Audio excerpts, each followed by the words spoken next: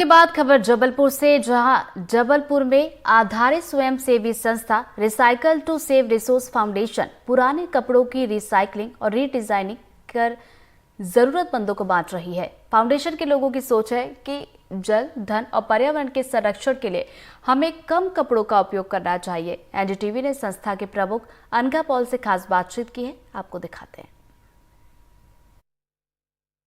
लोगों के पास अपने पुराने कपड़ों को फेंकने के अलावा अभी तक कोई विकल्प नहीं था। कई लोग गरीबों को दे देते थे और बहुत सारे लोग तो डस्टबिन में डाल देते थे।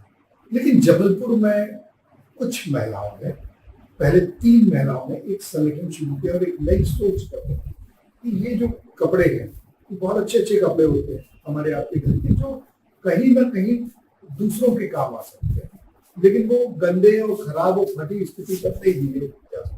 तो उसके लिए 3 महिलाओं ने एक संगठन शुरू किया था। अनघा पॉल मैडम हमारे साथ हैं, जो इसकी प्रेरक है। मैडम, ये बताइए कि क्या आपके इस एनजीओ का नाम है और कैसे आपने शुरू किया? संस्था का नाम है recycle to save resources foundation और ये हमने 2006 से प्रारंभ किया था। 2016 से ये एक रजिस्टर्ड ऑर्गेनाइजेशन है और अभी तक रजिस्ट्रेशन के बाद के 8 सालों में हमने 6000 किलोग्राम कपड़ा जबलपुर में जमा किया है और उसमें से जो पहनने योग्य कपड़े होते हैं वो ऐसे के तैसे साफ करके धो के बांट दिए जाते हैं और जो थोड़े डैमेज होते हैं उनको हम लोग छोटे बच्चों के, नवजात शिशुओं के लिए पहनने के कपड़े, बिछावन वगैरह बनाते हैं। उसकी किट बनाई जाती है, उसके अंदर साबुन की 2 बट्टियां रखी जाती हैं, 2 रुमाल होते हैं और हमारी तरफ से एक संदेशा होता है।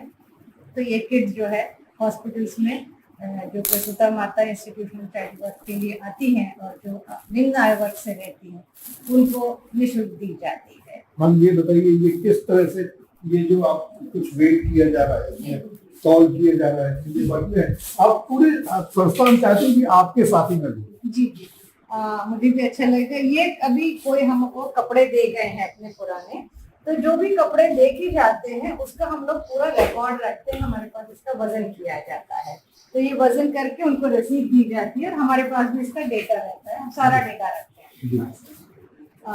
अभी ये मैडम जैसे कार्य कर रही हैं, ये सारे जो बटन हैं ये हमारे पास आए हुए पुराने कपड़ों में से निकाले हुए बटन है। देखिए, बटन अपने आप में एक प्लास्टिक है और इसको फेंकना अच्छी बात नहीं। अगर हम इसको रीयूज कर सकते हैं तो ये सबसे अच्छी बात है।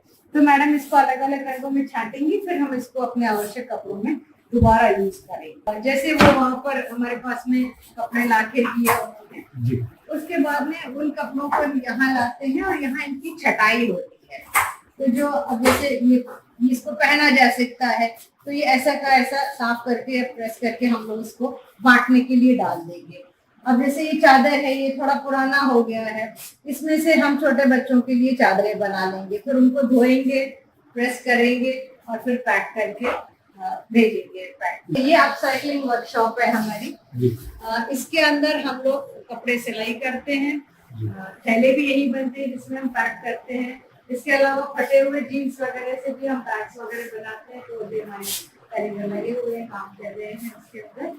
और ये हमारा स्टोर है, जैसे एक आधे स्टोर होना चाहिए, सामान से भरा हुआ। और इसके अंदर सारा सामान हम लोग रखते हैं, फिर सॉर्टिंग के बाद में रैक्स में धीरे धीरे प्रोसेस करके उसको ले जाते हैं। मैडम, इधर तो आपके पास इतना सारा जो कलेक्शन कैसे करते हैं? ये सब धीरे धीरे आ जाता है। लोगों के पास बहुत पैसा हो गया है, सामान सस्ता हो गया है, एक पे एक ऑफर चलते हैं, लोग लेते जाते हैं। वो ये नहीं सोचते हैं कि ये पर्यावरण का इसमें लागत लगी है। जो मैंने पहना है उसमें बहुत सारे एनवायरमेंटल फुटप्रिंट्स हैं। जो मैंने पैसा दिया है उससे कहीं ज्यादा चीजें लगी। मैं पैसा दे के कपड़ा खरीद सकती हूँ पर ऑक्सीजन, पानी एक कतरा भी नहीं बना सकती हूँ।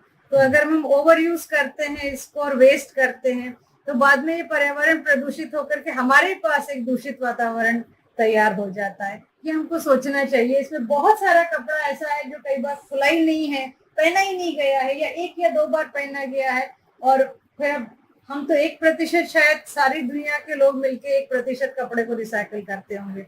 99% लैंडफिल्स में चला जाता है, इंसिनरेटर्स में जला दिया जाता है।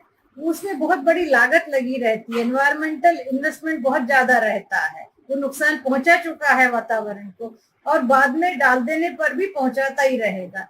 तो हमको अपने सोर्स पे उसको रोक लगानी चाहिए। ये एक तो, किट है, ये जो बनाई गई है, ये जी। बच्चों के लिए किट बनाई गई है। जी। और ये किट को ये जो एनजीओ है जी। उन हॉस्पिटल्स को देते हैं और नवजात बच्चों को देते हैं, जी हाँ। ताकि उनका स्वास्थ्य भी अच्छे से रहे। हाँ। जी मैम। और क्या पहले आपको शायद याद हो, बच्चों को कभी नया कपड़ा नहीं पहनाया नहीं जाता पहनाया। था।